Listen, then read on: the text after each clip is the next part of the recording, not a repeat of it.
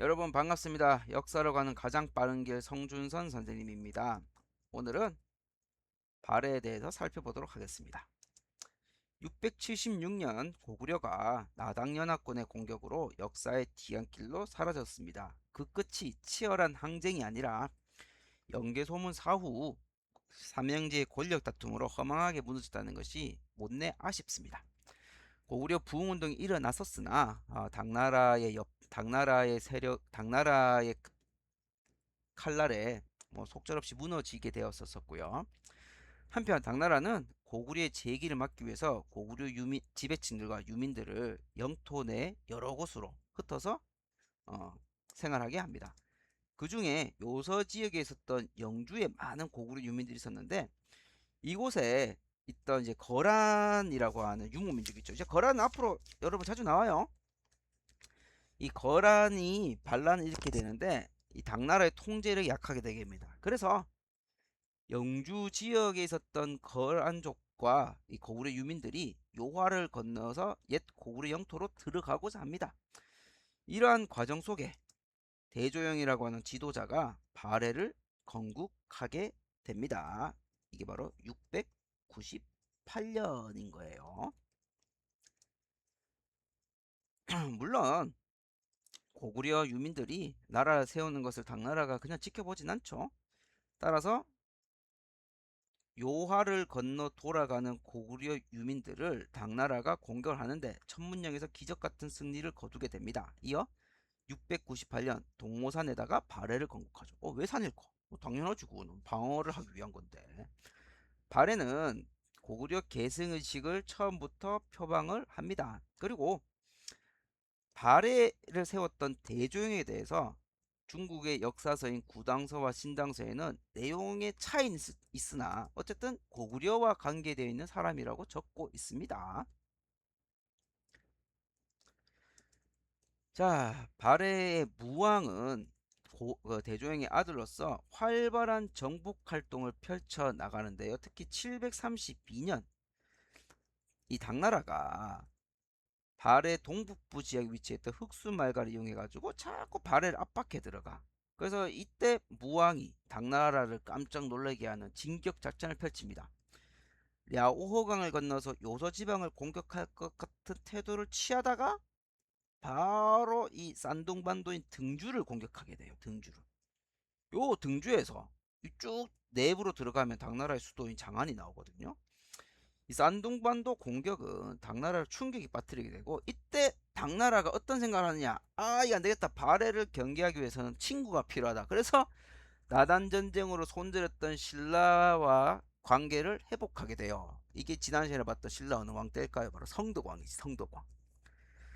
그리고 이제 무왕 같은 경우 봐봐, 당과 신라가 친선관계를 맺으면 좀 홀로 있으면 위협을 느낄 수 있죠. 따라서 어떻게 해야 돼?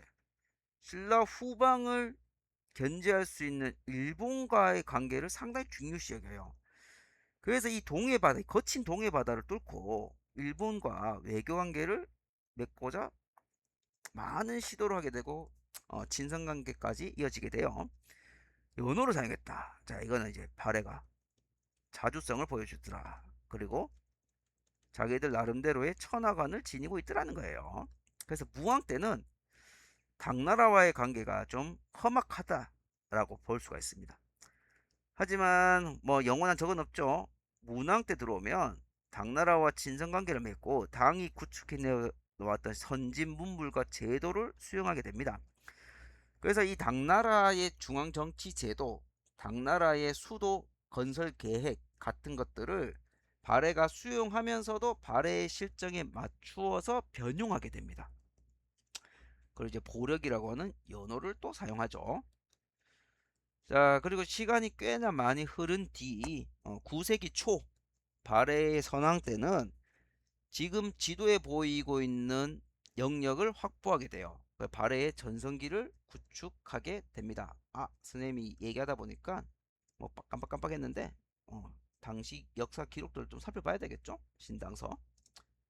그리고 또 신당서에 보면 해동 성국이 되었다. 바다 동쪽이 융성한 나라가 되었다. 그러니까 여러분들이 앞으로 만나게 되는 어떠한 시험에서도 해동 성국이 나오면 우리 역사에는 발해밖에 없다는 거예요.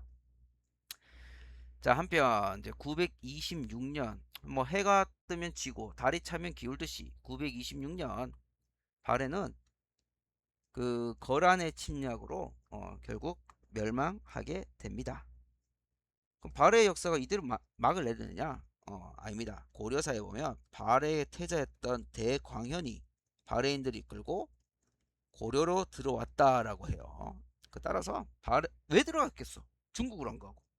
그래, 발해도 한반도 남부, 즉 신라, 뭐 뒤를 이어서 이제 고려가 되는데 그 나라들을 뭐 다른 민족으로는 인식하지 않고 있더라. 그래도 동질감을 느끼고 있더라라고 볼 수가 있는 거예요. 자, 아무튼 발해는 황제국을 좀 표방하는데 이걸 볼 수 있는 게 문왕의 딸이었던 정예공주, 정예공주 묘지병에 황상이라고 하는 표현이 있어. 황상. 그럼 황제라는 뜻이잖아. 그리고 연호를 사용한 흔적들이 가득가득하게 나와 있단 말이에요. 그러니까 이 발해라는 나라가 독자적인 세력권과 천하관을 가지고 있었다라고 우리가 정리를 해볼 수 있습니다. 자, 한편 중앙정치제도는 당나라의 삼성육부를 받아들여서 삼성육부로 하는데 요 이름들 보면 당의 2호 예병 현공이 아니라 충인의 지예신 유교적인 덕목을 사용해서 만들었어요. 그 따라서 당나라의 제도를 받아들이되 그대로 복사 붙여넣기 한 건 아니라 나름대로의 수정을 가해서 발해에 맞춰 갖고 운영했다라는 거예요. 그 지방 제도는 앞서 지도에 마찬가지로 5개의 수도 그리고 15부 62주 나눕니다. 그럼 이거는 신라의 뭐와 비교가 되죠? 구주 오소경. 신라의 오소경과 발해의 오경의 차이점은 뭐냐면 신라는 5개 작은 서울 그리고 수도가 한 번도 바뀐 적이 없어요. 근데 발해는 동모산에 갔다가 중경이 갔다가 어디 있노? 상경 어디 있노? 상경 갔다가 동경 갔다가 상경으로 가는 수도를 실질적으로 몇 번씩 천도를 하곤 합니다. 근데 이 발해는 이 역사가 여기서 끝이 나는 게 아니라 오늘날에도 논쟁은 계속해서 이어집니다. 발해의 역사는 중국 역사다라고 하는 이른바 동북공정이 있는데 내가 GPT랑 얘기해 보니까 이렇게 나와요. 자, GPT 중국이 발해를 자기네 역사라고 우기는 근거는 뭐냐? 바로 뭐 조공첩봉제도 뭐 이런 걸 얘기하는데 이거는 동아시아의 의례적인 국제 질서다라고 이제 적고 있죠. 그러면 내가 이제 아주 이제 돌직구 질문을 남겼습니다. 중국 역사냐 물어보니까 아니래요. 이거는 뭐 고구려 왕족 출신이 대조영이 세웠기 때문에 한국과 연관성이 더 크다. 그래서 발해는 중국의 역사가 아닌 한국의 역사다. 그래서 내가 또 물어봤어. 근데 황제에게 책봉 받았으니까 중국 역사 아니냐? 그러니까 이거는 아까 방금 쌤이 얘기했듯이 뭐 동아시아의 의례적인 국제 질서이기 때문에 그렇지 않다는 거예요. 자, 그러면은 이 발해가 한국의 역사인 이유가 고구려 계승 의식이기 때문이라는 거예요. 그러면 이제 중국 입장에서는 동북공정을 발해로만 끝나는 게 아니라 어디까지 이어져야 되는 거야? 그래, 고구려까지 중국의 역사라고 왜곡을 해야 발해는 자연스럽게 자기 역사로 넘어갈 수가 있는 거죠. 동북공정은 ing입니다. 여러분들이 역사에 관심을 가지지 않는다면 발해와 고구려는 우리 역사로부터 떨어져 나가게 돼요. 한편 고구려가 떨어져 나가게 되면 나는 무서운 게 고구려로부터 나왔다라고 하는 백제마저도 가져가지 않을까. 그게 너무 겁이 나는 거야. 그러니까 여러분들 역사는 과거에서 끝나는 것이 아니라 오늘날까지 이어진다는 거예요. 자, 그러면 역사 속에서 지나왔던 우리 역사 속에서 발해를 과연 어느 나라 역사로 인식하고 있는가 그걸 봐야 돼. 그래서 내가 다 찾아보니까 엄청납니다. 여러분들 증거는 차고 넘쳐. 뭐가? 발해가 우리 역사라는 거. 자, 첫 번째 역사적인 기록에 다음과 같은 것들이 쭉 나와 있어요. 뭐 아까 봤던 구당서의 기록, 그 신라의 지식인이었던 최초원의 기록을 보면은 고구려가 오늘날의 발해다. 고려가 우리 역사기 때문에 발해도 우리 역사다. 삼국사기도 마찬가지야. 고구려 유민들이 세운 나라가 발해다라고 되어 있고, 일본 역사책에 보면 무왕 무왕이 다스리고 있는 나라는 고려에 있다. 여기서 고려는 뭐냐? 고구려입니다. 고구려. 여러분들 여담이지만 장수왕 때부터 고구려는 공식적인 국호로 중국에 사신을 보낼 때 고려라고 돼요. 여러분들 그 중국 역사책에 보면 고려라고 많이 나와 있단 말이야. 근데 우린 태조 왕건의 고려와의 혼동을 피하고자 고구려는 초창기 썼던 국호인 고구려라고 계속해서 하는 거예요. 그럼 이제 고려 국왕 대흠무가 말한다. 스스로가 지금 고려 국왕을 칭하고 있는 거야. 그럼 일본 천황은 삼가 고려 국왕에게 문헌한다. 그러니까 문헌 기록에서는 발해는 중국의 지방 정권이 아니라 고구려를 계승한 당당한 독립국가라는 거예요. 그럼 이것만 가지고 증거가 될 수 있느냐? 두 번째. 요건 왠지 시험에 딱 나오기 좋죠. 아이고, 이거 왜 이러나. 정예공주묘. 이거에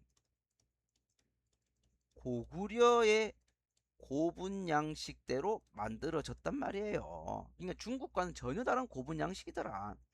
따라서 발해는 고구려를 계승한 당당한 우리의 역사다라는 겁니다. 여러분들 꼭 기억하시길 바라요. 꼭 반드시 기필코 머스트.